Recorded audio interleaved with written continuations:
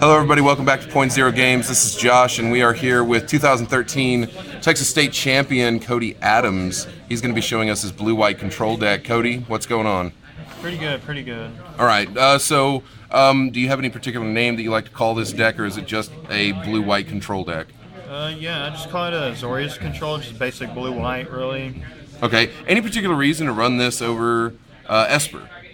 I feel like just straight blue-white is more consistent. It's not as slow either. It's better against the aggro matchups.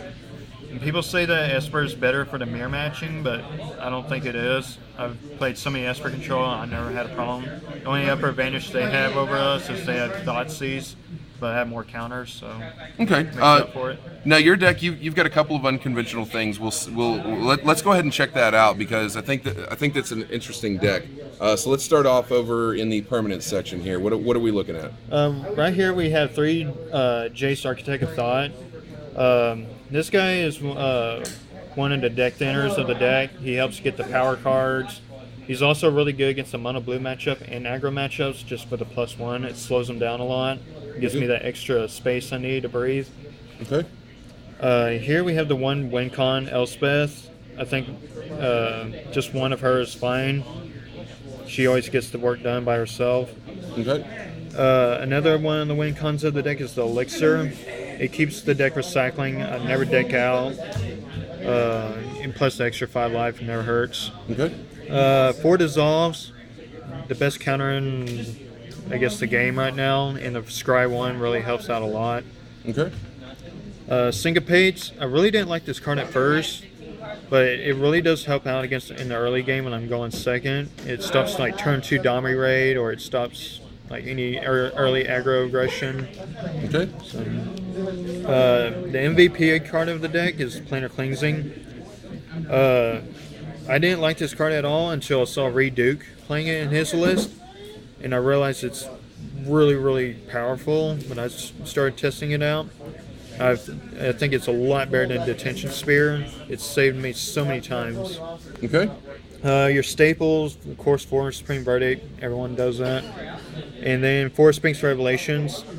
I never have played 4 until I started playing this list. I always play 3. But with this list, you're so focusing on just want to draw a lot and keep your life up. So I think 4 is definitely needed in here. All right. 3 Quickens. It seems a little excessive, but I actually really like this card. It's your 1 out against the opposite. It also stops hasting Mistcutter Hydras, Stormbreath Dragons, any other kind of haste creature. And the one extra draw early game that helps. Okay. 3 Azorius Charms. Some people are playing 4 of this card, but I think 3 is just fine where it's at. It's a good card, but I don't think it's amazing. If I was at a 4th one, I'd probably take out a Quicken though for it. Okay. 3 Divinations. I think 3 is fine. I tried 4 for a long time, but I think it's a little bit too slow. Okay.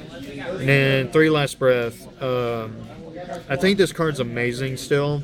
It hits a lot of stuff right now. It's good amazing against aggro matchups. It hits Grey Merchant, Night Veil Spectre, Courser, Voice. Scavenging Ooze. Scavenging Ooze, yeah. It hits a lot. All right, so obviously the things that we're seeing in this deck that are a little bit different, Planar Cleansing and Quicken, and even the Last Breath, that's not necessarily a staple in the deck.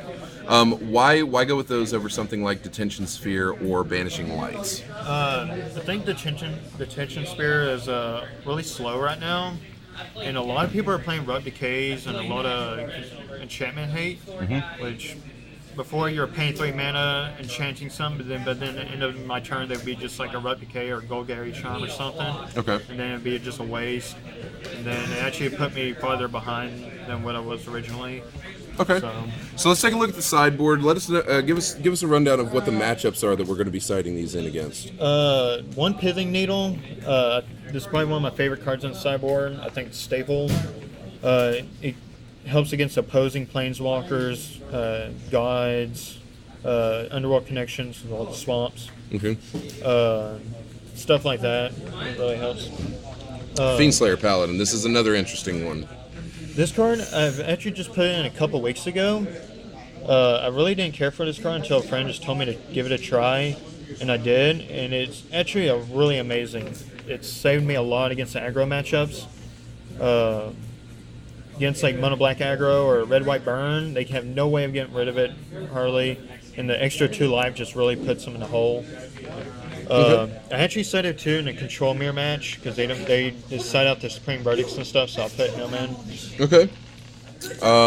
Aetheling staple in the deck, hard to remove. Yeah, definitely amazing against control matchup. I don't have it main deck, but it's definitely somewhere needs to be somewhere in the 75 cards. So. Okay. Blind Obedience and Deicide, those seem like some interesting choices. Blind Obedience is just more help against red white burn, other hasting stuff. Plus the extort is really amazing too. It helps out a lot. Usually when I play that against like red green monsters or Jund monsters or something, it just really hurts them a lot. Stocks miscutters and stuff like that too. And then the Deicide, God cards, right? Yeah, God cards and other enchantments like Mirror Match if they keep in their detention spears or something. And good against Underworld connections and stuff like that, gods. Okay. Celestial Flare, again, it's just for haste creatures and like a lot of like decks that don't play very many creatures. It hates Mistcutter Hydra. Yeah, it hates Mistcutter Hydra, Red White Burn, where they don't play as many creatures. And then I have a 4th Last Breath. Again, I think this card's absolutely amazing still. I think if I could put a 4th one in the main board, I probably would. But there's been moments though where I thought 4 might have been a little bit too mean, but if I were to make room, if I need another card in the sideboard, I would definitely take it out. I thought about doing maybe a 3rd Celestial Flare or another Decide. Well, and what's really nice about the Last Breath, like now that I'm thinking about it with M15 out, it gets rid of Hornet Queen. You can't whip it back in. Yeah. Like that's even better, right? And then last but not least, we've got the counters. Yeah, we got 3 Gensei here for the mono blue matchup and control, Esper and all that good stuff. Mainly for the mono blue matchup. Okay. And then negates, just staples, sideboard, control stuff. Okay. Let's take a look at the mono base real quick. We'll run down that. You're sitting on 7 islands. We've got 7 plains, so equaled out on those, and very nice, pretty bowl islands at that. Only 2 Mutavaults. Is that pretty typical for a blue-white?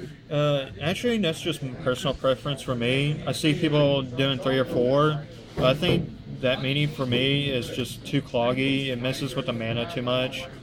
Okay. I always want to try and hit my color lands more than I would Mutavault. Okay. And then we've also got a playset of Hallowed Fountains, playset of Temple of Enlightenments, and 2 Azorius Guild Gates. Now, is this pretty typical, or is this a... Same thing with Mutavault. Some people actually would play like 3 or 4. Okay. But I think 2 is just fine, because the problem is it has to come in tap, so it messes me up sometimes, actually. But at the same time, though, just adding extra red-white at the same time can be really helpful. But I think 2 is just fine for me. All right, cool. So let's talk about general matchups. What matchups do you have the most problems with on this deck? Possibly red white burn. I realize game 1 I get destroyed by that deck, honestly.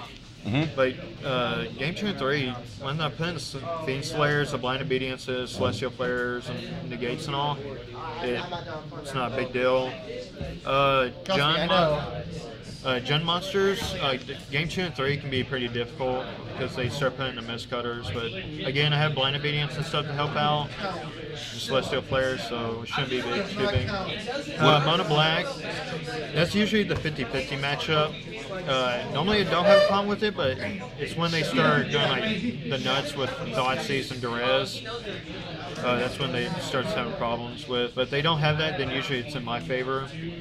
Of course, you got the Control Mirror, which no one doesn't like.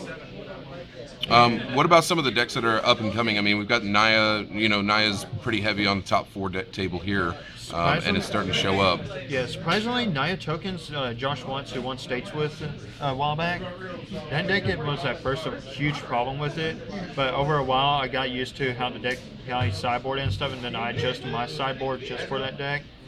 And now I really don't have too much of a problem, but yeah, Naya tokens is definitely still a deck I worry about a lot.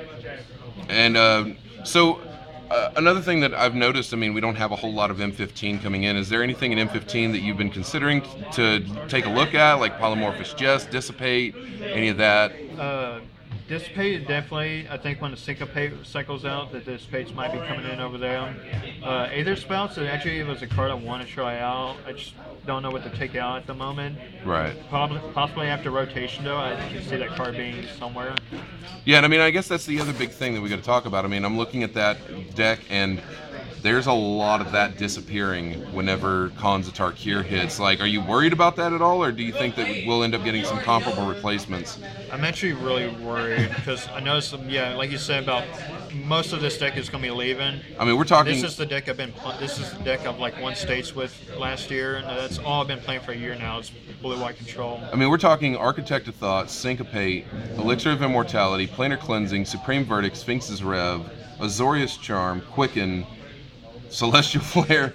Like, literally the entire deck gets torn apart. I mean, have you seen anything that's come out in M15 right now that seems comparable and is leading towards it? You know, I mean, Esper can, you know, at least go with Garruk's Wake. I definitely think once rotation happens, I think the new Jace actually has some little bit of potential. Right now, it looks crap. I mean, I mean, he's not Architect. Yeah, but I think after rotation, I can see maybe it being like the new Elixir combo, maybe. Okay. I heard someone saying the new Johnny would be good for control, but I don't know. I don't see it unless. I mean, yeah, you're not running creatures. You know, you'd be putting tokens on planeswalkers, and I can't think of anything on those planeswalkers that you'd be running that you need to put tokens on. I don't see that being very effective either. Yeah. Hopefully the next set they'll release some, like, of course, new board wiper cards, some new draw power. I think the new Jace, can't remember, it's Jason Giddity or something like that. The new draw card where it's 5 mana cost. Yeah, Jace's Ingenuity. Yeah, I think that'll be like the new Sphinx Revelation maybe after a while. Or then we'll still have Divination as well, so I can be seeing like 4 Divination, 4 or 3 Jason, something like that. 4 Dissolve, 3 Dissipate, or something like that. All right, fantastic, man. Well, thank you very much for sitting down and showing us the deck. Like I said, it's definitely unique. It's not the typical blue-white deck that we end up seeing everywhere. And it's really, really cool to see something that's not putting black in there. We really appreciate it, Cody. So if you guys want to see more deck techs from Point Zero Games, hit the subscribe button, and we'll have them up every Wednesday for you. Also, make sure you like the video. Comment down below, what do you think of the blue-white deck that Cody's got here? How do you feel about his card placements in that? And then beyond that, make sure you share the video over social media.